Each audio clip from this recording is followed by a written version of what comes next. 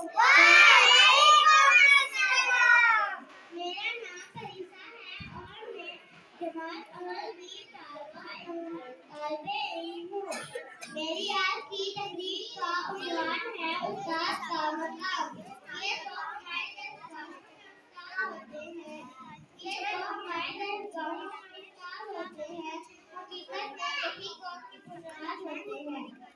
मेरे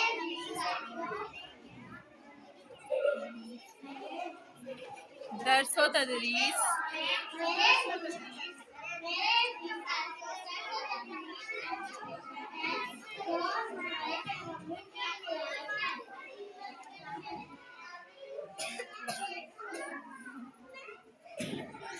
जितने भी लोग बड़े बड़े और मकामात पर पहुंचे हैं, उनमें